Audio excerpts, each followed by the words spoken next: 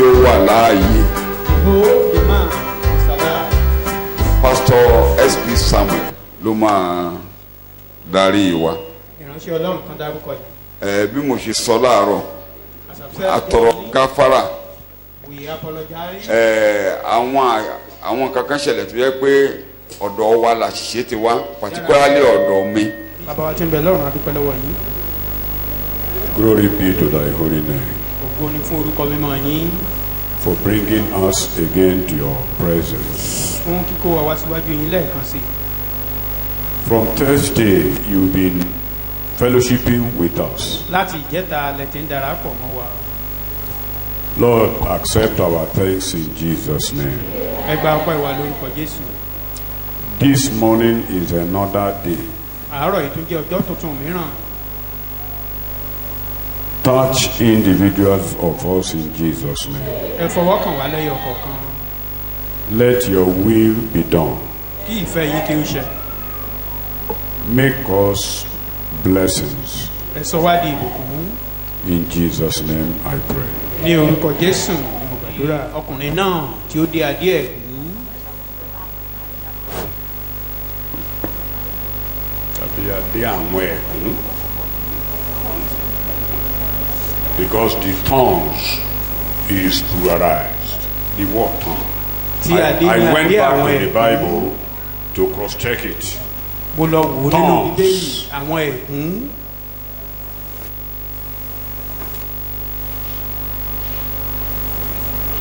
We've seen that after the crown of thorns, lẹ́yìn adé àwọn ẹ̀gún yìí, he went down.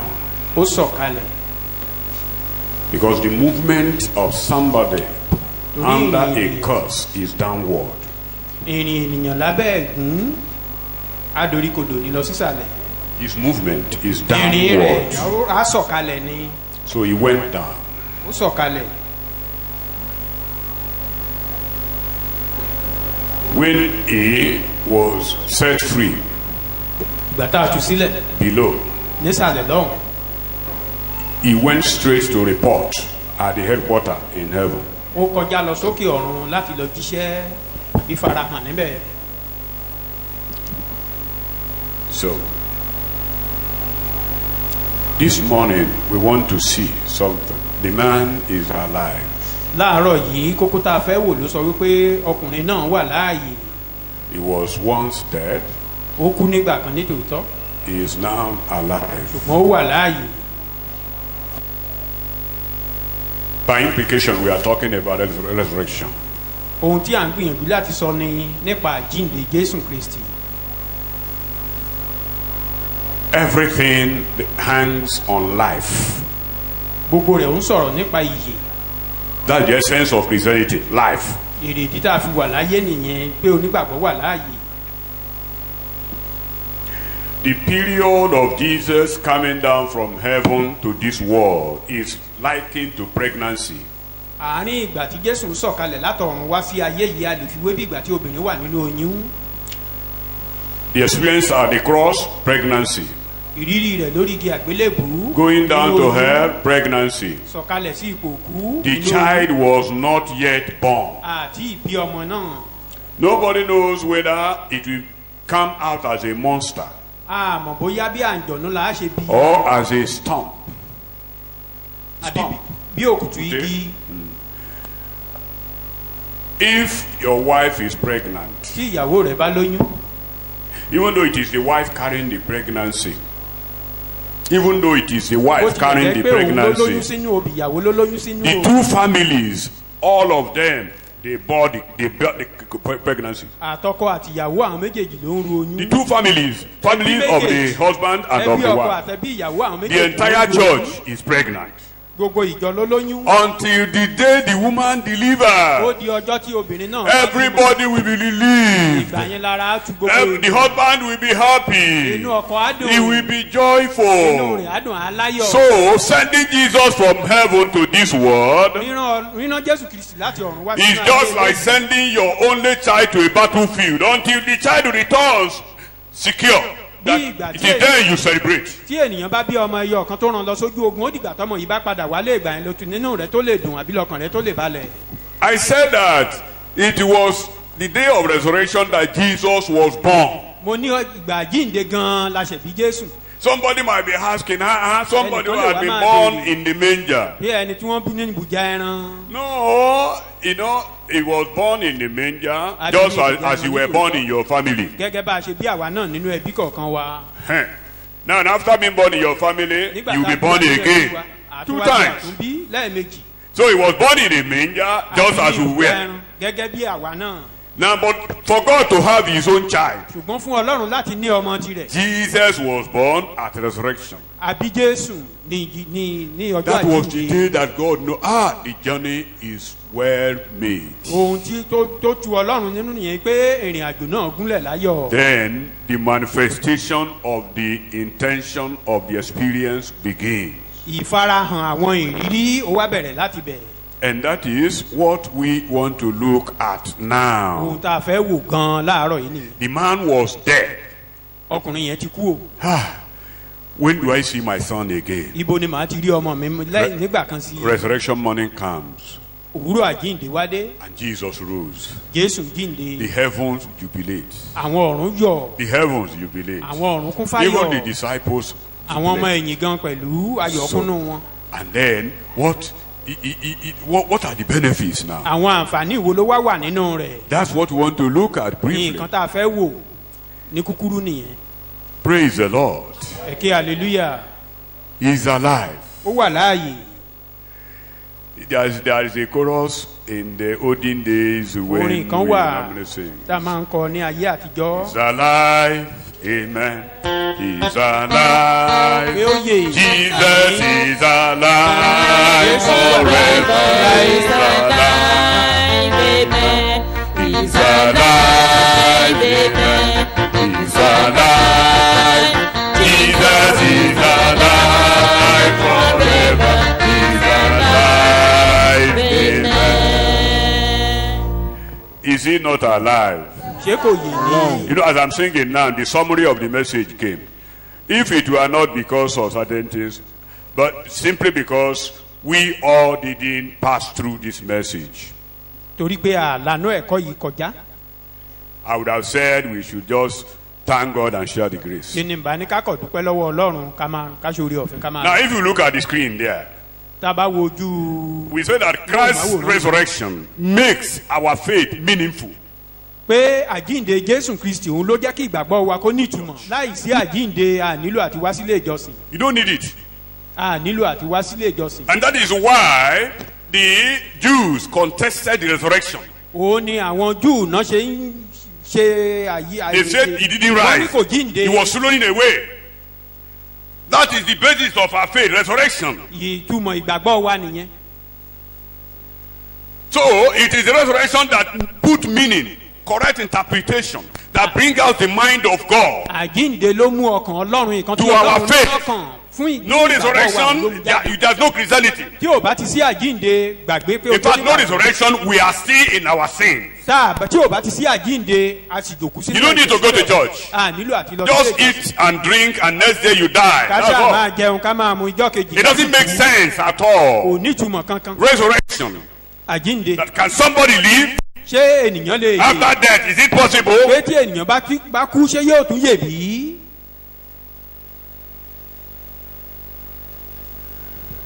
When we're talking about newness, newness, it is a resurrection that brought it. New. What are those new things? They've told us what we were before. I don't want to go back there. We were under a curse. We were under darkness. We were in jail. Our destiny is in hell. Our controller is the devil.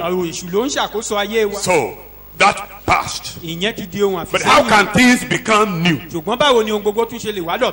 can the eternal plan and purpose of God be realized on man? How can our life change to make God happy? How can we live the way God wants us to live? So resurrection brought absolute newness. àjíǹde òun ló mú ìsọdọ̀tun yìí wá. From yesterday to today. láti àná bọ́ sóni. From nobody to somebody. láti àìjẹ́ nǹkan kan. From nowhere to somewhere. láti àìsíbì kankan wá sí. From nothing to something. láti òfo wá sí. From old to new. láti ògbólógbò sí òkè. From downward to upward. láti ìsàlẹ̀ wá sí òkè. From worldliness to heavenliness. láti inú ayé sí láti bí inú ayé. Resurrection has brought that. àjíǹde ló mú yẹn wá. He has brought that. òun ló mú yẹn wá. We thank God for that. adúpẹ́ lọ́wọ́ ọlọ́run fún eléyìí. Praise the Lord. kí hallelujah. Because of our time. torí àkókò wa. Let me read. John chapter 20. ìwé Jòhánù orí ogún. Verse 19 to 23. ẹsẹ̀ ìkọkàndínlógún John kejìlélógún. 20, 19 to 23. Jòhánù. You have to be very smart. You know we are on air. lọ́jọ́ kan náà lọ́jọ́ ìkíní ọ̀sẹ̀ nígbà tí alẹ́ lẹ́ tá títí ilẹ̀kùn ibi tí àwọn ọmọ ẹ̀yìn gbé péjọ nítorí ìbẹ̀rù àwọn Júù bẹ́ẹ̀ ni Jésù dé ó dúró láàrin ó sì fún wọn pé àlàáfíà fún yín nígbà tó ti wí bẹ́ẹ̀ tán ó fi ọwọ́ àti ìhà rẹ̀ hàn wọ́n nítorí náà ni àwọn ọmọ ẹ̀yìn yọ̀ nígbà tí wọ́n rí Olúwa nítorí náà Jésù sì tún wí fún wọn pé àlàáfíà fún yín gẹ́gẹ́ bàbá ti rán mi bẹ́ẹ̀ lè èmi sì rán yín nígbà tó ti wí èyí tán ó mí sí wọn ó sì fún wọn pé ẹ gba ẹ̀mí mímọ́ ẹ̀ṣẹ̀ ẹnikẹ́ni tí ẹ̀yin bá ti fi jì á fi jì wọ́n ẹ̀ṣẹ̀ ẹnikẹ́ni tí ẹ̀yin bá dá dúró á dá wọn dúró. That's okay.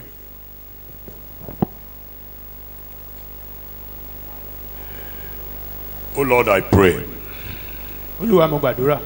that all the imprisonment, gbogbo ìṣẹ́ wọn. that fear and the devil might have confined anybody here listening. àbí ìbẹ̀rù kíbẹ̀rù tí èṣù ti lè fi ẹnikẹ́ni sí níbí yìí láàárọ̀ yìí. Let the doors be opened in Jesus' name. kí ilẹ̀ kó sí Amen. ní orúkọ Jésù.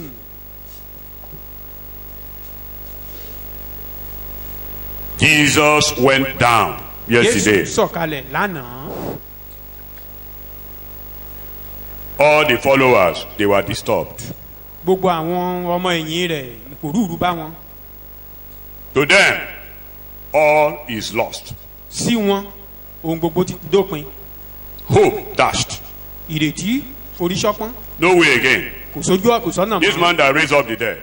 ọkùnrin tó jí òkú This dìde. man that opened the blind's eyes. ọkùnrin tó lajú afọ́jú yìí. What is the essence of our faith now? kí wá láǹfààní ìgbàgbọ́ Have we wa. not served God in vain? ṣé kìí ṣe pé a sin Ọlọ́run lásán. So they were in prison wọ́n ó dàbí ẹni pé wọ́n fi wọ́n sínú ẹ̀wọ̀n. by the fear of the Jews. torí ìbẹ̀rù àwọn Júù. They have only succeeded in putting themselves in a coffin. wọ́n káwọ́kú sọ pé wọ́n gbéra wọn sínú pósí. Because the house where they are, if it were Boko Haram, they would just throw a can of fuel there and set them on fire inside the same room. torí inú yàrá ibi tó ń tilẹ̀kùn mọ́ra wọn sí yẹn ẹnu tó bá jẹ́ bí àwọn Boko Haram kankan rọra wá àdó olóró kankan jù síbẹ̀ kí gbogbo wọn kú gbàbẹ̀ lọ ni. So was that place actually a secure place? ṣé ibẹ̀ yẹn Was ṣe it, kí your àwọn wà security is níbẹ̀? in Christ now? Well, in all of you gather in a room and say you are secure. gbogbo yín ẹ kóra jọ pọ̀ sínú yàrá kan ẹ wá ní ẹwà náà ààbò. You are not secure now. ẹ kò sábò ń bẹ́ẹ̀. The greatest war ogun tó ga jù. is this mobile criminology. That's the greatest war. It's very difficult to track down. ìyẹn àwọn You will be in your room pé o lè wà nínú yàrá. I will be in my room. màá wà nínú yàrá mi. as a terrorist. gẹ́gẹ́ bí àwọn And we are living in the town. wọ́n dẹ̀ ń gbé nínú ìlú. So you come out from your room and put on explosives. mo jáde kúrò nílé mi mo gbé àwọn àdó olóró sára. I put on my own. I enter into the marketplace. It's very difficult to locate. sára ó sì ó rìn lọ sínú ọjà. But if all of us are gathered together in one place, ṣùgbọ́n tó bá jẹ́ pé ibì kan ni gbogbo wa la kóra jọ pọ̀ sí. there will be air raid there. They will just go and drop bombs there and wọ́n eliminate kọ̀rọ̀ ju them àdó once and olóró for all. síbẹ̀ ni gbogbo wọn á sì ṣe. But they are among them. ṣùgbọ́n àárín wọn náà wà. It's very difficult to locate. wọ́n ṣòro. And they gather themselves inside the room, wọ́n kóra àwọn jọ pọ̀ thinking that they are secure. wọ́n lérò They were pé ààbò not. wà níbẹ̀ kò sí ààbò níbẹ̀. In fact, Jesus came to open the door for them to come out into the town. Jésù ló wá tó wá sílẹ̀kùn fún wọn pé ẹ jáde síta. When the Holy Ghost came, they were everywhere. Nígbà tí ẹ̀mí mímọ́ bà lé wọn tán, wọ́n It fọ́n became síta. difficult to put them in prison. Ó wá ṣòro fún ẹnikẹ́ni They were láti no kó more wọn. comfortable to be in a particular Kò place. rọrùn fún wọn mọ́ láti wà nínú túbú. Jesus came to them. Jésù ń bẹ̀ He wọ́n wò. demonstrated some things there. Ó ṣàfihàn àwọn kankan fún wọn. We will talk on some of them. À á sọ̀rọ̀ nípa àwọn kankan nípa rẹ̀. But there is one thing that is prime, number one, Kíní kan in ló ṣe Jesus' pàtàkì. resurrection, that Jesus is alive. Pé òun ni pé Jésù ń wà láàyè. He is alive to secure our acquittal. Ó wà láàyè láti The word justification is from law. ìdáláre It's inú from òfin ló ti law, jáde wá. from judgment, court Láti of inú law. ìdájọ́ ló ti jáde wá. ìyẹn nínú òfin. Acquittal in law Sọ́dọ̀ means òmìnira. that this person is a criminal. Pé ẹni ọ̀daràn ni o. But let him go home. Ṣùgbọ́n ẹ tú sílẹ̀. A particular governor declared 29 from death sentence to life imprisonment. Gómìnà kan àwọn Yes, he did. mọ́kànlélọ́gbọ̀n ó mú ẹ̀wọ̀n gbére tán fún wọn. Ó sọ di Death sentence. Death sentence. ìdájọ́ ikú tán ṣe fún wọn. He Ó wá sọ di converted it ẹ̀wọ̀n to gbére. life imprisonment. Ó sọ di ẹ̀wọ̀n gbére. And another governor declared some free. Gómìnà mìíràn ó sọ àwọn kan dòmìnira ó tú wọn It sílẹ̀. doesn't mean that those criminals were not criminals, Ìyẹn ò túmọ̀ sí pé wọn kì í ṣọ̀daràn mọ́. but they have been declared free Ṣùgbọ́n àti sọ wọ́n dòmìnira by the highest power. nípasẹ̀ àṣẹ tó ga And jù. nobody should accuse them again. Ẹnikẹ́ni ò sì gbọ́dọ̀ sọ pé ọ̀daràn ni wọ́n. In the court of law particularly, Nínú òfin when the presiding judge says you are discharged and acquitted, tí adájọ́ tó dájọ́ bá sọ pé ẹ wo atú ọ sílẹ̀ o lẹ́jọ́ no policeman can arrest you again kò sí ọlọ́pàá on the same issue. tó lè fòfin bí ọ lórí ọ̀rọ̀ yẹn kan náà. No. Kò sí ọlọ́pàá. You are free. Ó ti dòmìnira. You are free. Ó dòmìnira. Jesus Yes. brought that to us. Nǹkan tí jẹ́ àìkan nínú àwọn nǹkan tí That Jésù. I am now free. Pé mo ti I dòmìnira. am alive. Mo wà We are going to láàyè. live together. À wà láàyè papọ̀. Every handwriting against you, Gbogbo àkọsílẹ̀ tó bá lòdì sí ọ. every accusation against you, Gbogbo ọ̀rọ̀ òdì tó lòdì sí ọ. every evil upon you, Gbogbo àkọlé ibi tó every lòdì sí judgment ọ. upon Gbogbo you ìdájọ́ tó lòdì by sí the ọ. law, Láti kọ nínú anything òfin. by the devil, Bóyá èṣù by ló our ní nature. àkókò rẹ̀, bóyá nípa ìṣẹ̀dá wa. go home. Ó dòmìnira. Oh yeah, go home. Máa lọlé. Don't worry again. Má yọra People will rẹ̀. shout, oh, now, this partiality. That's what I want. Pé ojúṣàjú lélẹ́yìí You cannot even open your mouth in the court of law when the presiding judge is giving a verdict. O tiẹ̀ lẹ́tọ́ àti lanu nínú gbọ̀ngàn ìdájọ́ nígbà tí adájọ́ bá ń sọ̀rọ̀. Even when a learned friend, the counsel for defense or counsel for prosecution is talking, the presiding judge might say, objection overruled. Silence. Tí agbẹjọ́rò kan bá ń sọ̀rọ̀ tó bá ń tojọ́ tirẹ̀ tí ẹni tó adájọ́ pátápátá bá sọ pé òun fagilé gbogbo ìtọ́sọ yẹn. That's QED. Ó parí. He said, as your Lord wishes. A ní bolúwa mi ṣe fẹ́ ni. With head down. A tẹ̀rí rẹ̀ bá. What are you talking about? For Jesus to declare you free. Pé Jésù ń sọ And ọ́ for dòmìnira. your ancestral demon. Kí àwọn Now say, àwọn "No, ìjọba- I don't agree." àwọn ìjọba òkùnkùn inú ẹbí rẹ̀ kan kó wá sọ pé òun ò fara mọ́. For the demon ruling your village to say, I don't agree. Àwọn agbára òkùnkùn tó ń jẹ gàba When Jesus say, go home. nínú ìlú yín lọ́hùn kó wá sọ pé òun ò fara mọ́ nígbà tí Jésù sọ pé kó o máa lọ. Say, I am at home. Ó ní mo wà nílé. Say, I am at Sọ home. pé mo wà nílé. I am at home. Sọ pé mo wà nílé. Are you sure? Tí ó dá ọ lójú. Let's look at the Bible. Ẹ jẹ́ ká wo ìwé mímọ́. In Romans chapter 4 verse 25. Ìwé Róòmù orí kẹrin ẹsẹ̀ karùndínlọ́gbọ̀n. The last verse there. Romans chapter 4 verse 25. Róòmù orí kẹrin ẹni tí a fi tọrẹ ẹ̀ṣẹ̀ wa Oh yes. tí a sì jíǹde nítorí ìdáláre wa. Look at it. English. Who was betrayed Hey. and put to death because of our misdeeds and was raised to secure our justification, our acquittal, making our account balance and absolving us from all guilt before God. Hey. That is what Jesus has done. ohun tí Jésù ti ṣe nìyẹn. He is alive Ó wà to láàyè give us acquittal, láti sọ wá to di secure our going home. ipe kó tú wa sílẹ̀ Go kó máa home. lọlé ẹdòmìnira. You are free. ẹdòmìnira. You don't need to pay tribute again. o nílò àti sanwó You don't bòde need to mọ́. go to prison o again. nílò àti gbéra I, sẹ́wọ̀n mọ́. Jesus, have set you free. pé èmi jésù kristi. If anybody asks you, tell him Jesus has done it for me. jésù ló ṣe fún mi. I am saved by Jesus. pé agbàmílà nípa jésù. Nobody can accuse me again. ẹnikẹ́ni ò In fact, in Romans chapter 8, verse 1 says, ìwé róòmù orí there is noun. The noun there is an adjective. Adverb of time. ó ń sọ̀rọ̀ nípa àkókò níbẹ̀ yẹn. Now that Jesus is alive. pé tí jésù ń wà láàyè. Now that Jesus has risen. lọ́wọ́lọ́wọ́ tí jésù. Now that I have been discharged and acquitted. nísinsìnyí tán àti sọ mí dòmìnira tán ní No kí n máa lọ guilt léyìí. in my heart. kò sí ìdálẹ́bi kankan nínú ọ̀rọ̀. Nobody can accuse me. kò sẹ́nìkan tó lè. Nobody can allege me. kò sẹ́ni tó lè. Nobody can condemn me. kò sẹ́ni tó lè. Nobody. Nobody. kò sí ẹnikẹ́ni. Nobody. kò sí ẹni òun. Nobody. kò sí ẹni bẹ́ẹ̀. Nobody. kò sẹ́ni bẹ́ẹ̀. 2. ìkejì. He secured our new raiment because clothing is very important. òun ló ṣètò bá a ṣe gbé aṣọ ọ̀tún wọ̀ wá. In Romans chapter 3, ní ìwé róòmù orí kẹta verse 24 ẹsẹ̀ ìkẹrìnlélógún. to 26. àwọn ẹni tí a ń dá láre lọ́fẹ̀ẹ́ nípa oore ọ̀fẹ́ rẹ̀ Oh yes. nípa ìdáǹdè tí ó wà nínú kristi jésù ẹni tí ọlọ́run ti gbé kalẹ̀ láti jẹ́ ètùtù nípa ìgbàgbọ́ nínú ẹ̀jẹ̀ rẹ̀ Yes. láti fi òdodo rẹ̀ hàn nítorí ìdáríjì àwọn ẹ̀ṣẹ̀ tí ó ti kọjá nínú ìpamọ́ra ọlọ́run láti fi òdodo rẹ̀ hàn ní ìgbà ìsinsìnyí kí ó lè jẹ́ olódodo àti olùdáre ẹni tí ó gba jésù gbọ́. All are justified and made upright and in right standing with God, freely and graciously by his grace, his unmerited favor and mercy, through the redemption which is provided in Christ Jesus, whom God put forward before the eyes of all as a mercy seat and propitiation by his blood, the cleansing and life-giving sacrifice of atonement and reconciliation to be received through faith. This was to show God's righteousness, because in his divine forbearance he passed over and he glorified former sins without punishment. Isaiah 61 verse 10. ìwé àìsáyà orí kọkànlélọ́gọ́ta ẹsẹ̀ ìkẹwàá. Yes. Isaiah 61 verse èmi yóò 10. yọ̀ gidigidi nínú olúwa Why?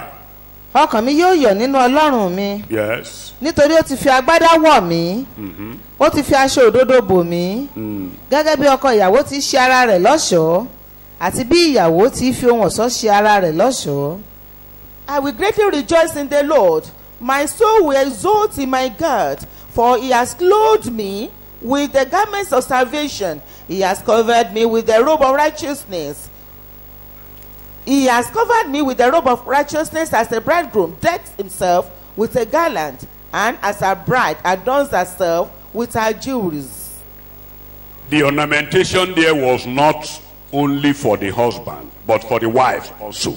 aṣọ ọ̀ṣọ́ níbẹ̀ kì í ṣe fún ọkọ ìyàwó nìkan àti fún ìyàwó ló wà fún.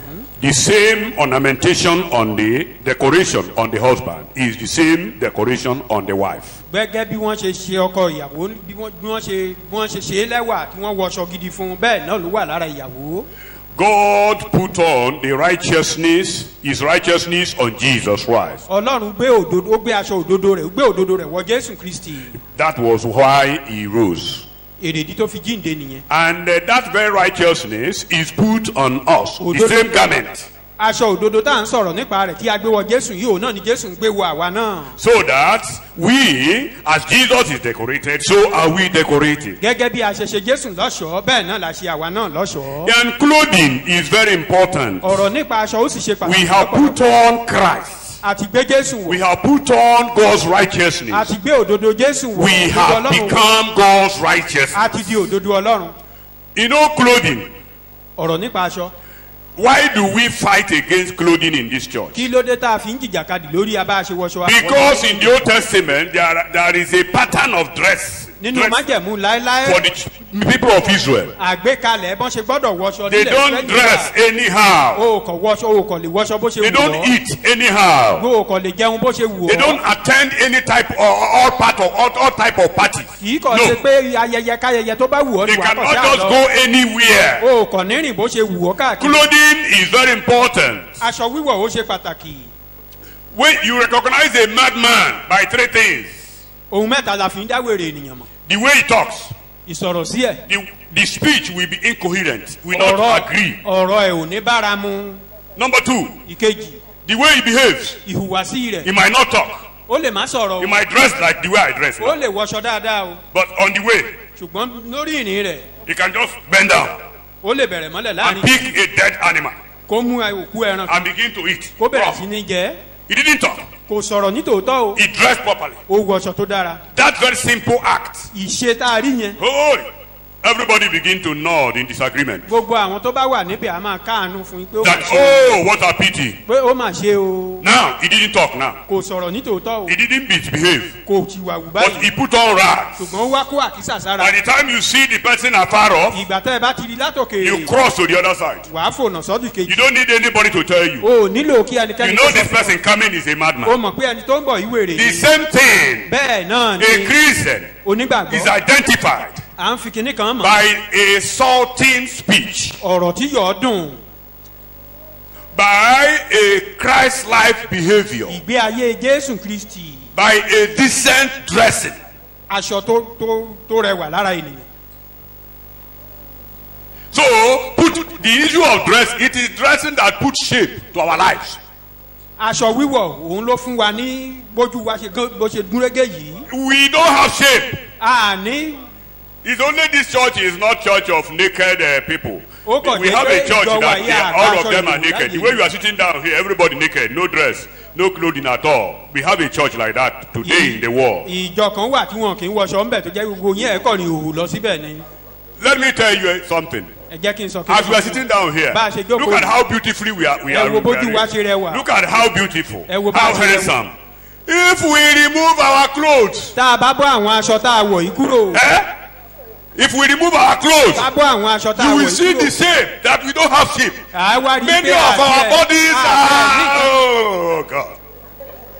If you look at shape, different shapes, ẹ wá rí oríṣiríṣi bọ́lá That we put on. àwòrán oríṣiríṣi. but look at the clothes you put on now. ṣùgbọ́n ẹ wo aṣọ tá a wọ̀ báyìí. It demarcates your structure, your body. ó ṣojúwe bí ọlọ́run ṣe ṣẹ̀dá wa No dáadáa. Christ in you are void and shameless. kò sí tó o bá ti ní jésù. Families, you don't have o form. lásán ni o ò ní nǹkan kan. Lord, we thank you for putting shape into our lives. ọlọ́run ò ṣe o pé ìwọ ló fún wa ní bó ṣe yẹ ká God, rí. that is the garment. àyẹn aṣọ òdodo tó The gbé wá. dirty one has been removed by the àwọn devil. aṣọ òórùn tí jésù The jésù dirty gbé wọ̀ wá garment of the jésù devil kúrò. that make us to resemble the devil. aṣọ òórùn tí jésù gbé wọ̀ wá tó jẹ́ ká dàbí èdè. Jesus is alive. He has to change our clothing. jésù yìí òun ló The wá. prodigal son, ọmọ the onínà father did it. bàbá rẹ̀ ṣe fún He un. removed the garment. ó bọ́ aṣọ ọrùn rẹ̀ kúrò. He changed it from pigry ó yí kúrò ní aṣọ ẹlẹ́dẹ̀.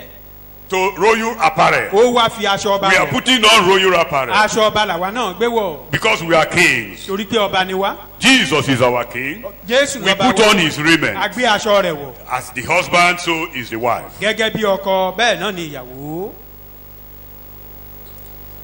Praise the Lord. ẹ kí hallelujah. Second point, because of our time, he is alive to eliminate death.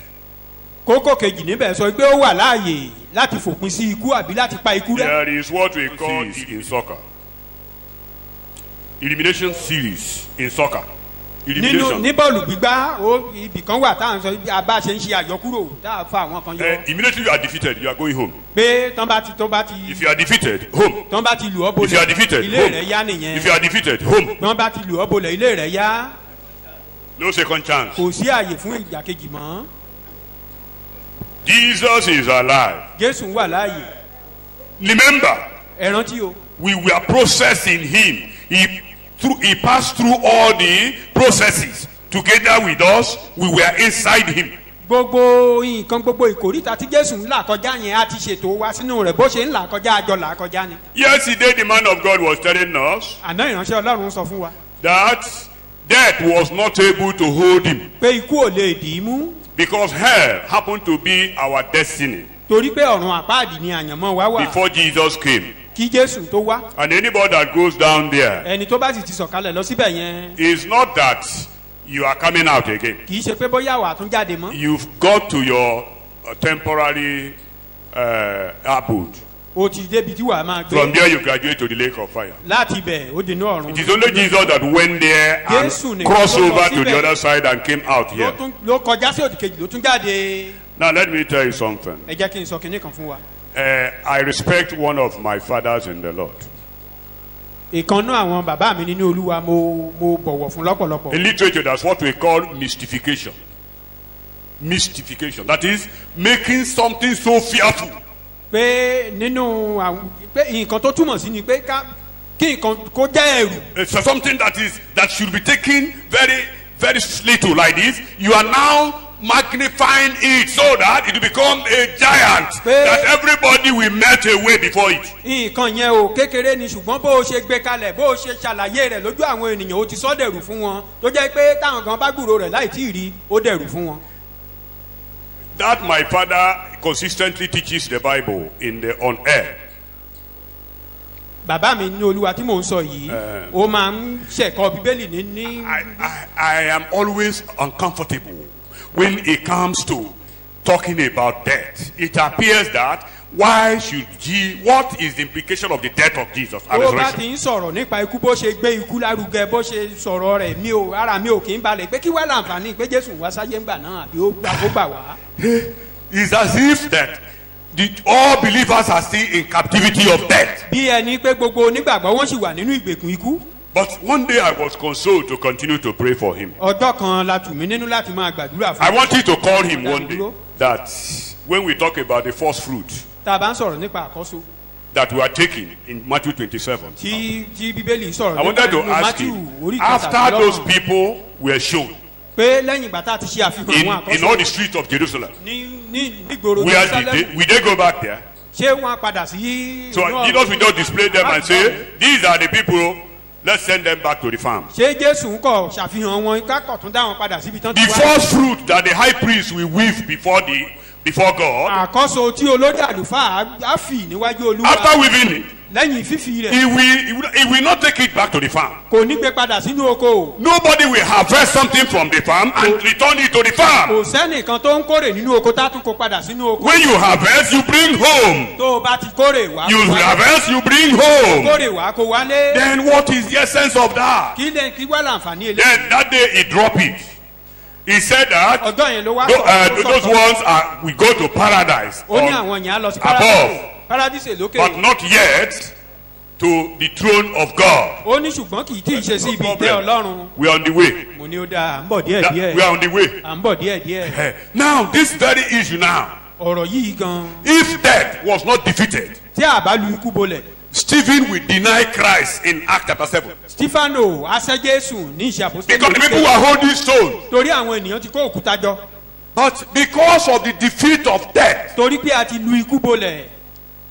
people die willingly for Christ. àwọn èèyàn mọ̀ọ́mọ̀ dọ̀wọ́ ara wọn fún ikú gan. But if you mystify death, ṣùgbọ́n tó o bá wá gbé ikú ga. and death becomes a giant, ikú wa o ti wá sọ́dọ̀. every human being is inside the pocket of death. àwọn ikú ti kó àwọn ènìyàn. The Bible says death reigns from Moses. bíbélì ní ikú From Adam to Moses. láti ìgbà ayé Ádámù. He reigned, he was the king. òun lọ́ba nígbà náà. He shouldn't continue to kò reign. yẹ kó tún máa jọba lọ. From Adam, from Genesis chapter 3, láti Genesis ojú. death had been reigning ni ikú ti ń jọba. till Jesus rose from the dead. títí di ìgbà tí Jésù jíǹde. And he wanted to continue to o reign. sì tún fẹ́ kó tún máa jọba lọ. Never. láéláé. In fact, Jesus even extend that the elimination of death. Jésù tiẹ̀ tún ṣàlàyé rẹ̀ tẹ̀síwájú. Do you know that ní not bó ṣe pa ikú every rẹ̀? human being will die? ǹjẹ́ a mọ̀ pé kì í ṣe gbogbo ènìyàn là á kú? Do you believe it? ṣé ẹ gbà á gbọ́? Some people will not see death, àwọn kan wà tí wọn ò ní rí ikú. and they are in this world. wọ́n sì wà nínú ayé yìí. As we are here this morning, I told my bá a ṣe wà nígbà my family this morning mo that sọ fún àwọn ẹbí mi láàárọ̀. supposing in the program today, mo ní nínú ìpàdé yìí lónìí ká tiẹ̀ wá wò pé nínú ìpàdé yìí lónìí o. And the trumpets sound. kí pèdé dé dún. Rapture happens. kí ìgbàsókè dé. I say they should ask for mercy. mo ní kán That bẹ̀rẹ̀ God in his mercy should bear us on his shoulder. pé kí nínú àánú ọlọ́run kí jésù kò gbé wa lé èjìká rẹ̀. You know, if Jesus comes now, tí jésù bá dé lọ́wọ́lọ́wọ́ bá a ṣe ń sọ̀rọ̀. we are alive, we have never seen death. a wà láàyè àti ìrí. We will not see death, we will go. nírí ikú. Jesus will not say, no, go and taste your own part of death. jésù ò ní sọ Something pé Jesus has tasted for us. ẹ gbọ́dọ̀ lọ kọ́kọ́ lọ tọ́ ikú wò náà. No, not everybody will kì die. í ṣe gbogbo wa là á kú. Whenever I attend the funeral service and people are saying that all of us owe debt, I don't owe debt anything. All of us owe debt. We owe debt. Something. What are you owing debt? tí mo bá lọ síbi ìsìnkú ní táwọn Jesus bá sọ paid pé it gbogbo all. àjẹ ikú ní gbèsè. That's the song. Jesus paid it all. jésù ti san gbogbo rẹ̀. He paid it all. You are not owing debt ikú anything. ní gbèsè kí gbèsè. In fact, death is here just like a north and south pole. ikú jìnnà sí ọ gẹ́gẹ́ bí ìlà oòrùn sí ìwọ̀ There is oòrùn. you on the side of life, ó wà ní apá and life is the opposite of death. ìyè ní òdì kejì ní apá kejì ikú. In fact, in John chapter 5 verse 24, johannu orí karùn-ún ẹsẹ̀ ìkarùndínlọ́gbọ̀n tó orí kẹrìndínlógún. there is a skip there. Skip, jumping. wọ́n folẹ̀ níbẹ̀ You nígbà tó jump from folẹ̀ one boundary to another one. pé o folẹ̀ láti ibì kan sí ibì kejì. In John chapter 5 verse 24. johannu lóòótọ́ lóòótọ́ ni mo wí fún yín Oh, yes. ẹnikẹ́ni tí ó bá gbọ́ ọ̀rọ̀ mi tí ó bá sì gba ẹni tí ó rán mi gbọ́ ó ní ìyè tí kò ní pẹ̀kun òun kì yóò sì wá sí ìdájọ́ ṣùgbọ́n ó ti ré ikú kọjá bọ́ sí ìyè. English. John chapter 5 verse 24. I want to see what English calls that OT. That's past tense. Most solemnly I tell you, the person whose ears are open to my words, who listens to my message, and believes and trusts in and clings to and relies on him who sent me, as possesses now eternal life. And he does not come into judgment, does not incur sentence of judgment, will not come under condemnation, but he has already passed over out of death into life. Now, in English language, when you use has, have, had, you are using past participle as the lexical verb. The lexical verb there must be past participle. Has gone. You don't say has went in English. Okay? Now, you know what happened here? God has condemned Jesus before Genesis chapter 1. ṣáájú genesis orí kìíní ni ọlọ́run ti dájẹ́. In law, when you say somebody is condemned to death, it doesn't mean that that person will die that day. tá a bá sọ wípé a ti dájọ́ ikú fún èèyàn yẹn ò túmọ̀ sí pé ẹni yẹn kú lọ́jọ́ yẹn. There is a label of death. ṣùgbọ́n wọ́n ti The gbé person àkọlé is carrying death sentence. ó ń gbé ikú You rìn. could imagine anytime God sees Jesus beside him in heaven, ìgbàkúgbà tí he ọlọ́run bá rí will know that this child is dead already. ó ti mọ̀ lọ́kàn This child is dead already. ọmọ yìí sì ti kú o. This child is dead already. It only came to materialization during our time. ó kàn wá sí ìmúṣẹ ní ìgbà tiwa yìí. A lamb of God that had been slain before the foundation of tí the a ti world. pa ṣáájú ìpilẹ̀ṣẹ̀ ayé. It is at the cross that he was executed, Ibi but he had àgbélébùú been ló ti wá. condemned before the world. ṣùgbọ́n ó ti gbé ikú yìí ó ti kú ikú yìí ṣáájú ìpilẹ̀ṣẹ̀ This, ayé. the very day that Jesus was condemned to go and die, ìjọ tí a ti sọ pé ọjọ́ ikú ti gbọ́jọ́ ikú rẹ. that was the same day that we have skipped from death to life. ọjọ́ yẹn láti ré ikú fò bọ́ sí ìyè. Yes, that is just exact because God had drawn the map how everything will torí pé go. ọlọ́run ó ti ya gbogbo bí ìrìn àjò yẹn yóò ṣe. This man is condemned already. These people has crossed over to life. àwọn eléyìí náà wọ́n ti ré ikú fò wọ́n ti bọ́ sí ìyè. So if somebody demises now, somebody tí ẹnìkan bá dies, wá kú lónìí. all of us should gather there and begin to mourn with the gbogbo wa bá wá ń deceased family. ṣọ̀fọ̀ pẹ̀lú àwọn ẹbí. Please, ẹni what bẹ́ẹ̀. does that mourning contribute to the life of the family? ọ̀fọ̀ tá à ń ṣe yẹn kí ló ní í ṣe pẹ̀lú ẹbí wọn. Does it help them tí ó ń ràn wọ́n lọ́wọ́ or rather depresses them bí ó kàn more? ó tún lù wọ́n bolẹ̀ sí i. All of us should continue to mourn. kí gbogbo wa ká máa ṣọ̀fọ̀. When you get there, you mourn. tó o bá ti débẹ̀ kó o bá wọn There's no ṣọ̀fọ̀. need of just mourn with the person. ìwọ ṣáà rọra bá wọn ṣọ̀fọ̀ tó o bá ti débẹ̀ ni.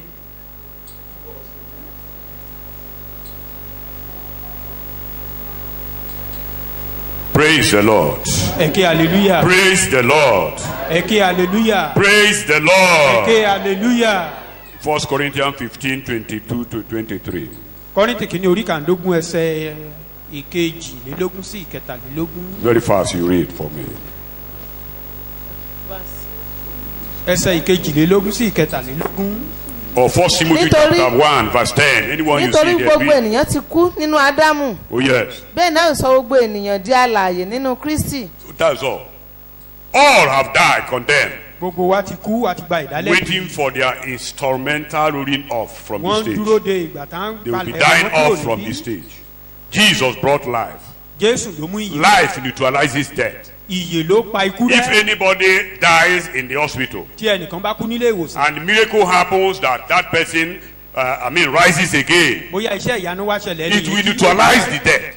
Ó ti sọ Everybody ikú- will ó ti forget sọ ikú about yẹn death lásán. now Gbogbo àwọn and tó begin ti to celebrate lágbàgbé life. ikú yẹn wọ́n á tún máa When bá- Lazarus rose from the dead, Nígbà tí Lásárù jíǹde kúrò nobody nínú òkú, remembers him as a dead kò man. sẹ́ni tó rántí rẹ̀ gẹ́gẹ́ bí òkú ènìyàn mọ́. Life neutralizes death. Ìyè ó sọ ikú dasán. In 1 Timothy chapter 1 verse 10, Tìmótíù kínní. He said, orí Jesus ẹsẹ̀ abolishes. ìkẹwàá. Ó ní Jésù sọ ikú dasán. I went Ó pa into ikú many rẹ́. translations. I don't know how to interpret it with what is going on in the town now. Mi ò When you say abolish, àti sọ̀tún pé atábá ní apá kínní kan. you abolish something. Ó pa kínní He kan. abolishes death. Ó pa ikú rẹ́. The space where death occupies before, Ibi tí ikú dìmú he tẹ́lẹ̀ now tẹ́lẹ̀. brings life there. Ìyè wá wà níbẹ̀. He abolishes. Ó ti parẹ́.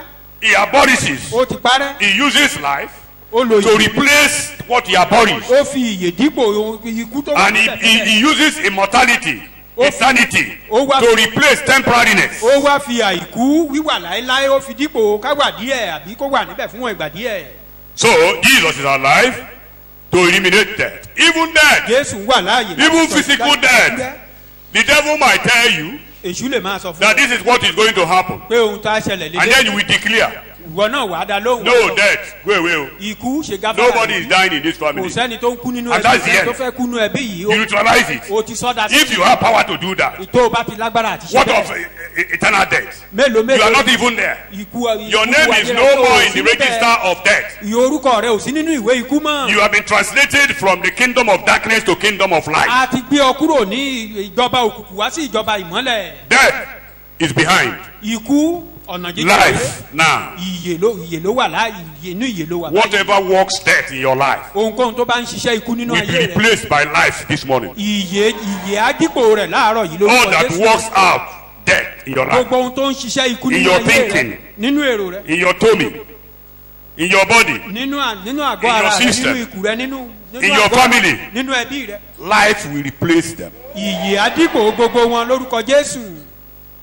Jesus is alive to set the captive free, Jésù wà láàyè láti tú òǹdè sílẹ̀. to set the free prisoners free. Láti tú àwọn ẹlẹ́wọ̀n sílẹ̀. You know when Jesus rose, Nígbà tí Jésù jíǹde. he was quickened in hell.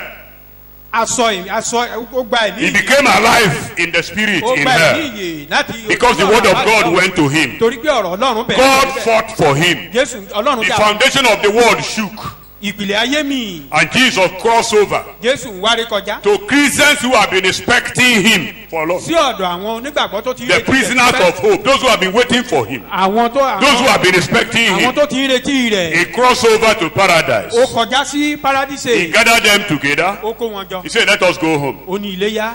You've been here for long. Ẹ ti wà níbi tipẹ́. I want you to be so far away from this place. Mò ń fẹ́ kẹ́ jìnnà sí ibi tẹ́ ẹ wà yìí. I want, let us go. Ẹ jẹ́ ká lọlé. And he brought them out. Ó kó wọn jáde. That was what happened in Matthew chapter 27, Ohun tó ṣẹlẹ̀ nínú ìwé Mátíù verse orí 52 and kẹtàlélọ́gbọ̀n. 53. Láti ẹsẹ̀ He brought ìkẹrìndínláàdọ́ta them. sí ìkẹtàlélàádọ́ta. Because he will go and show God Torí pé a lọ fi hàn that Ọlọ́run. these are the first fruit I was able to gather. Bí àwọn àkóso tí mo rí kó jọ rèé. Look at them. Wò wọ́n. Are they not matured? Ṣé wọn ti Are gbó? they very well matured? Ṣé wọ́n ti gbó If they are dáadáa? matured now, Tọ́ bá jẹ́ pé wọ́n ti gbó. let the real harvest begin. Jẹ́ kí iṣẹ́ ìkórè gan kó bẹ̀rẹ̀. Because after taking the first fruit Lẹ́yìn by the àkọ́kọ́ high priest kí olórí àlùfáà to tó weave it before the before God. tó fi wọ́n níwájú It olúwa. is then every Israeli will go to the farm and begin to harvest. ìgbà yẹn ni gbogbo àwọn ọmọ israẹli akọjá sínú oko tá ń lọ máa kórè. So Jesus took them to heaven jésù kó wọn lọ to sọ́run show God láti fi wọ́n hàn that níwájú these are ọlọ́run. samples. pé àwọn ẹ̀rí lélẹ́yìí. Now send the Holy Ghost rán ẹ̀mí mímọ́ to go down láti lọ sí and ìsàlẹ̀. begin to harvest. kán bẹ̀rẹ̀ sí ní kórè. From that day, láti ọjọ́ náà enter into the feast of harvest. wọ́n wọnú That's Pentecost. àsè ìkórè. So harvest continues. Harvest continues ìkórè bẹ̀rẹ̀ until the feast of trumpets. títí di Until the blowing of trumpets àsè that will be used to gather people home. èyí ìpè àsè Yes, ìpè èyí tí ọdún wọ́n fi ìpè. kó ọdún ìpè tí wọ́n fi kó àwọn ènìyàn lọ sílé. So that is what we are doing now. nǹkan tá à ń ṣe lọ́wọ́ ní Jesus took them. jésù kó He wọn. delivered them from where they have been. ó gbà wọ́n kúrò níbi tí wọ́n wà So tẹ́lẹ̀. God never disappoints. God never disappoints. ọlọ́run ò já kó. In fact, in Isaiah 61 verse 1 to 3, Ìsáyà orí kọkànlélọ́gọ́ta that was the prophecy there. àsọtẹ́lẹ̀ tó that wà níbẹ̀. Jesus will go down there. pé jésù á He sọ̀kalẹ̀ will síbẹ̀. set the captive free. á tú àwọn òǹdè And he sílẹ̀. will bring them á out. sì kó wọn wá. á Why kó do wọn we jáde. call them captive? kí ló dé tá a fi pè wọ́n ní It was òǹdè. not that they were in hell, no. kì í ṣe pé wọ́n wà ní ọ̀rọ̀ They were not inside fire. wọn ò sí nínú iná. But the point is that they were not where they're supposed to be.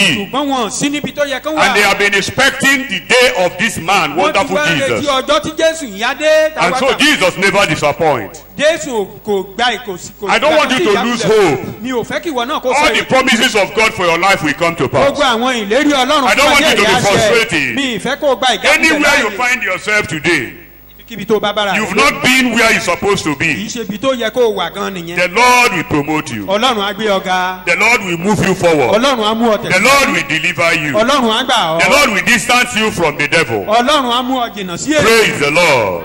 ẹ̀kẹ́ hallelujah. Do you know ǹjẹ́ ẹ mọ̀ Jesus is alive pé jésù wà to silence the foe, enemies, powers of darkness, to silence them. láti pa wọ́n lẹ́nu That mọ́. is why ìdí nìyí. you come in, go out, come in, go out, tó ń jáde travel, tó ń lọ ìrìn àjò tó ń padà wálé. 2020 coronavirus, whatever, nothing happened to tó you kọjá lọ́dún tó kọjá because God is with you. No evil can happen to you. kò sí ibi tó lè ṣẹlẹ̀ sí In ọ. fact, in Colossians chapter 1 verse 13, ní kólósè orí kìíní ẹsẹ̀ kọkàndínlọ́gbọ̀n. God disarmed all principalities and powers. ọlọ́run ó gba gbogbo agbára lọ́wọ́ When he gbogbo rose, agbára ẹ̀mí agbára òkùnkùn. He took captivity captive. nígbà tó jíǹde ó He kó disgraced them. àwọn ìgbèkùn ó sọ wọ́n He di disgraced them.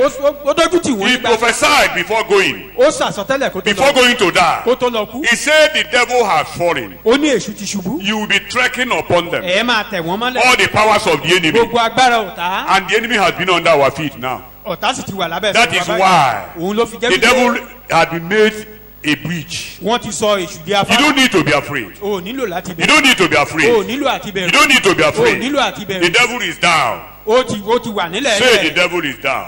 sọ bẹ́ẹ̀ pé èṣù ilẹ̀ ẹ̀lẹ̀ ló The wà. devil had been made a breach. pé a ti sọ ọ́ di afárá The fún mi devil láti had been made kọjá. a breach. ìwọ èṣù ó ti di afárá fún mi tí màá gbà kọjá. You should also know that ó yẹ ká mọ̀ náà. Jesus is alive. pé jésù wà láàyè. He is alive ó wà láàyè. to calm daily storms. láti pa ìjì Calm lẹ́nu mọ́. daily storms. láti pa ìjì ojoojúmọ́ If you go lẹ́nu. back to that John chapter 20, ìwé johannu orí ogún that verse we read, ẹsẹ̀ tá a kà lẹ́. you know that the apostles were in a room. ẹ mọ̀ pé àwọn àpọ́sítélì inú. They were shivering. ẹ̀rù ń They bà were afraid. wọ́n ń gbọ̀n. Hey, death. ẹ̀rù ń bà Hey, wọ́n. death. ẹ̀rù ikú. I believe that if Jesus has knocked at the door before entering, all of them will urinate. tó bá jẹ́ pé jésù ń kanlẹ̀kùn kó tó wọnú ilé ibi tó wà If Jesus has knocked, particularly knocking with force, ipe kó pàápàá kó jẹ́ pé pẹ̀lú They- ipá ló fi they kanlẹ̀kùn would have concluded that the Pharisees have come. wọ́n á ti wò ó pé àwọn farisí dé. But Jesus never touched the door ṣùgbọ́n jésù ò because he fọwọ́ happened to be the door. torí òun He gan happened to nílẹ̀. be the way. òun gan ní So ọ̀nà immediately Jesus came. bí jésù ń ṣe débẹ̀. Now they breathe in. gbogbo nǹkan tó wúwo láyà wọn wọ́n mí kan lẹ̀ The yìí. Bible said they rejoiced. bíbélì ni wọ́n yọ̀. The Bible said the storm of their heart was calm. ìjì tó wà lọ́kàn wọn yẹn. The ó lọ- storm ó lọ- around them was calm. gbogbo ìjì tó yí wọn ká yẹn ó lọ. Jesus ẹ̀wọ̀. calmed the storm. jésù gba ìjì. He's alive to calm our ó wà storm. láàyè láti What pa is ìjì the wa storm in your life? ìjì wo ló wà láyé What ìwọ is the náà? storm in your life? ìjì wo ló ń bá Jesus is here this morning. jésù wà He nínú will calm the á storm. pa ìjì yẹn He lẹ́nu will mọ́. calm your ó storm. á pa ìjì It rẹ might be lẹ́nu mọ́. storm of sickness. It might be Ó lè storm jẹ́ of ìjì àìsàn. ailment. Ó lè It jẹ́ might be ìjì storm àìlera. of frustration. ó lè jẹ́ ìjì It might be bóyá storm of poverty. ó lè jẹ́ ìjì It might be òṣì. storm of indebtedness, ó lè jẹ́ ìjì bankruptcy. Jesus will calm the storm. Jésù apá He is the ìjì master lẹ́nu. of the tempest. He is the master of the tempest. òun He ní will calm the storm. apá ìjì yìí lẹ́nu He will mọ́. calm the storm. apá ìjì yẹn lẹ́nu mọ́. Look at John chapter 20 verse Jòhánù orí 17. ogún ẹsẹ̀ kẹtàdínlógún. He said, peace be unto ó you. ní àlàáfíà fún yín. That was the way he calmed the ó storm ṣe pa ìjì lẹ́nu mọ́. when he was inside the boat and there was storm. nígbà tó wà nínú ọkọ̀ ojú omi. The disciples were troubled. àwọn èjì àwọn And when they woke him up, wọ́n wá lọ he jí. said, peace be still. ó ní ìwọ ìjì The Bible dákẹ́jẹ́. says, and there was a great calmness. bíbélì ní ìdákẹ́rọ́rọ́. In your family, there will be a great calmness. nínú ẹbí rẹ kí ìdákẹ́rọ́rọ́ kó wà. There will be a great calmness. ìdákẹ́rọ́rọ́ ńlá kó wà. There will be a great peace. ìdákẹ́rọ́rọ́ kó wà. In your body, peace. nínú ẹbí rẹ àlàáfíà. In your spirit, nínú peace. ẹbí rẹ In your àlàáfíà. soul, peace. nínú ọkàn rẹ And your àlàáfíà. children, peace. Amen. In your family, nínú peace. ẹbí rẹ àlàáfíà. Peace. àlàáfíà. Peace. àlàáfíà. Peace. àlàáfíà. Peace. àlàáfíà. He's alive. ó wà láàyè. He's ó alive. wà láàyè. He's ó wà alive. láàyè. He's ó wà alive. láàyè. He's alive to blend us with himself. ó wà To make láàyè. us equal with him. láti sọ wá di ìkan To pẹ̀lú. blend us. láti sọ wá di ìkan To pẹ̀lú. blend us. láti sọ wá di To ìkan blend pẹ̀lú. us. láti sọ wá di To ìkan blend us. láti sọ wá di ìkan pẹ̀lú rẹ̀. Praise the Lord. ẹ ké hallelujah. Praise the Lord. ẹ ké hallelujah. Praise the Lord. ẹ ké hallelujah. If you look at Romans chapter 8, verse 15 to 17.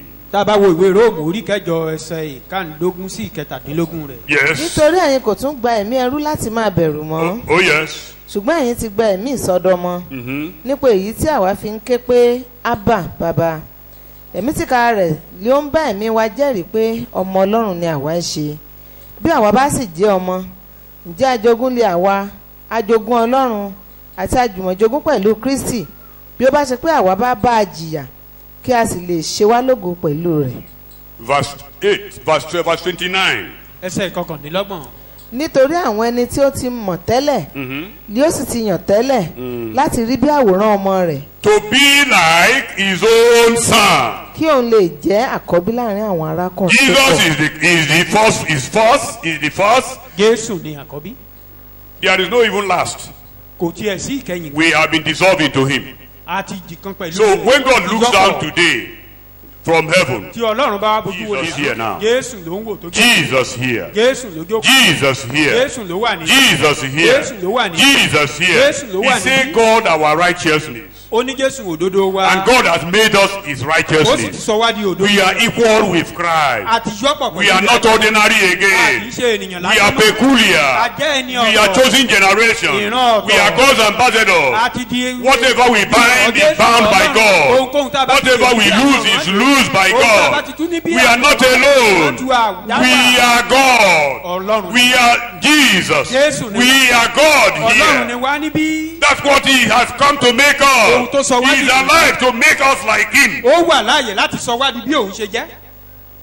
He is alive Ó wà to láàyè. revive our home. láti sọ ìrètí wa jí. To revive our home. sọ ìrètí wa jí. You know when Jesus died, nígbà tí jésù he went down. ó sọ̀kalẹ̀. The disciples were hopeless. àwọn ọmọ ẹ̀yìn They don't do anything. ìrètí wọn dókè. In John chapter 17, chapter 20, ní Jòhánù orí ogún yẹn náà ni. or look at 1920 because of our time. Ẹsẹ̀ 1920. sí ẹsẹ̀ Fast, ogún. fast, fast. My time is almost Jòhánù orí over. ogún. Yes. lọ́jọ́ kan náà lọ́jọ́ ìkíní ọ̀sẹ̀ Oh, yes. nígbà tí alẹ́ lẹ́ Uh-huh. tí àti ti ilẹ̀kùn ibi tí àwọn ọmọ ẹ̀yìn gbé péjọ Yes. nítorí ìbẹ̀rù àwọn Júù bẹ́ẹ̀ ni Jésù dé ó dúró láàrin ó sì fún wọn pé àlàáfíà fún yín Uh-huh. nígbà tí ó sì wí bẹ́ẹ̀ tán ó fi ọwọ́ àti ìhà rẹ̀ hàn wọ́n Oh, yes. nítorí náà ni àwọn ọmọ ẹ̀yìn yọ̀ nígbà tí wọ́n rí Olúwa. They rejoice. wọ́n yọ̀. The Lord, are you the one? olúwa Are you the one? ìwọ rèé. So you are here. ó wà níbí. As you have said, gẹ́gẹ́ bó ṣe. Hey, we almost lost our hope. àti fẹ́ẹ̀ sọ. We thought that you are gone. You've abandoned us. You say, how can I abandon you? I did everything for you. No, I'm not gone. I am here. Jesus is alive to revive our hope. To know that he was not abandoned in hell. Yes, that so if Jesus wasn't abandoned, the Lord will not abandon you. The Lord will not abandon you. The Lord will not abandon you. And even the heaven we are going to, if God could raise up Jesus and take him to heaven, he will not forget us also. He will take us there. He will take us there. The Lord will take us there. He will take us there. The Lord will take us there. I don't know, we were frustrated this morning. You'll be praying concerning something, and it appears that thing is delaying. Don't be frustrated. The Lord will visit you this morning. Today is your own time. The Lord will revive you. The Lord will raise you up. The Lord will fulfill that desire. That very thing you are hungry for, the Lord will fulfill it. And your hand will grasp it. And you will rejoice. Amen. And I will rejoice with you. Everybody will rejoice with you. Jesus is alive. Jesus is alive. He's alive. He's alive. He's alive. He's alive. He's alive. He's alive. He's alive. He is alive. Yes. He is with us now. He is here now. What do you want from him? He is here. Beside you there. He wants you to say something. That he is alive. He is alive. For you. In you. With you. Beside you. Before you. Behind you. Jesus is alive. Shall we pray?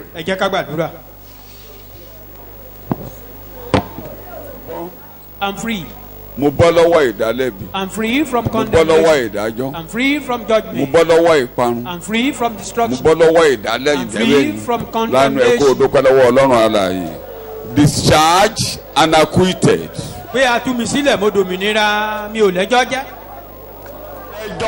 God has not Nígbà judged tí me. Ọlọ́run ò dá mi As lẹ́jọ́, long as God didn't judge me, kò sẹ́ni tó lè dá mi lẹ́bi láyé. no one can condemn me. Kò sí ìdálẹ́bi fún mi lórí ilẹ̀ alààyè. Kò No bẹ̀ sí lábẹ́bi fún mi lọ́run. condemnation for me here and yonder. Ẹ̀dà ìdájọ́ kan ò lè kọjá sórí ayé mi mọ́ láyé àti lọ́run. Mo Judgment can bọ́. descend upon me. Mo bọ́ pátápátá. I'm totally free.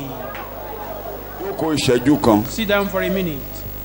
Isaiah chapter 54 verse 17. Àìsáyà orí kẹtàlélọ́gọ́ láàdọ́rin ẹsẹ̀ Kí ìyá ìkẹtàlélógún. èdè pásítọ̀ mi ò lò. Ó yá. Borrow the language of 54 the verse preacher. 17. Ẹ máa gbọ́. No weapon. Pé kò sí ohun ìjà. Máa kà mú ń gbọ́. But no weapon that is formed against you shall prosper. Kò sí ohun ìjà kó ohun ìjà kan. And every tongue that shall rise against the Gbogbo judgment, ahọ́n tó bá wá dìde pé ó jẹ̀bi. you shall Ẹ ká show. ẹ̀sùn sí lọ́rùn. Ó lè ní. Accusing. Apànìyàn ni. Thief is a murderer. Ọlọ́run ní gbọ́. God will never listen to that. Kò tí ì tán. You shall show to be in the wrong. This peace, righteousness, security, triumph over opposition is the heritage of the servants of the Lord. Ó ń kánjú lọ ìyá oyin mo ti ní kó má gbé mi sáré tó bá ti débi èdè tó bá ti mú dédé dákẹ́ mo mi yó lọ́wọ́ máa kà kí n máa gbọ́. This peace, righteousness, Òdodo máa gbọ́. Òdodo kò tí ì tán. security, Ààbò triumph over opposition ìṣẹ́gun lórí gbogbo alátakò.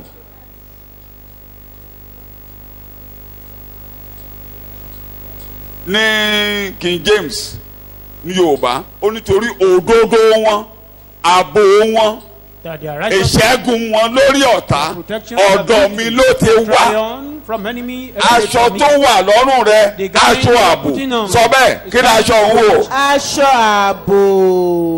Ìyẹn ni pé ìtumọ̀ ohun tí a kà ní kọ́ nínú Róòmù orí karùn-ún orí kẹrin ẹsẹ̀ 24-25 ti pásítọ̀ kà lẹ́ẹ̀kan yẹn. meaning of what we read in Romans máa lọ 24. o jẹ̀bi mọ́. Go, you are no more guilty. tó bọ́ sí Róòmù orí kẹta tó kà yìí pé. Before going to Romans chapter 3. pé asọ̀wádolódodo yẹn tó wá fi sùn pé a gbé aṣọ kan wọ̀ wá. It means aṣọ ààbò kí ni mo pe aṣọ yẹn o. a protective garment. yẹ kí mi lò lédè Yorùbá ayẹta. A protective garment. Bullet proof. Kò sí alátakò kan tó máa jẹ lórí ayé rẹ mọ́. No enemy. No adversary. Ìkẹta jíde mú wá nìyẹn. Gbogbo ọfà bí èdè pásítọ̀ mi. Àwọn ẹ̀mí èṣù lé yín gbọ́ pé o bọ́. Even the evil spirit in your family. Àwọn àjẹ́ family yín ti gbọ́ pé o ti lọ. The witches and wizards in your family have had it. Wọ́n á máa fẹsẹ̀ gbálẹ̀, wọ́n á máa kàn ní wọn ò lè jẹ́ lórí ayé rẹ mọ́. Lórí ẹsẹ̀ lọ ní pẹ́pẹ́ lọ́wọ́ lọ́wọ́ àlàyé. Gbogbo àwọn ẹ̀mí ìdílé yín, ẹ̀mí àṣetì ẹbí yín. Every possibility in your family. Ẹ̀mí àṣetì ẹbí yín bí ẹ ti bọ́. Yé bọ́. Tell them I'm free. That I'm free. Mo bọ́. I'm free. Mo bọ́. I'm free. Mo bọ́. I'm free. Mo bọ́. I'm free. Mo bọ́. I'm free. Ọfà kọ́fà. No arrow. Ọfà kọ́fà. Any arrow.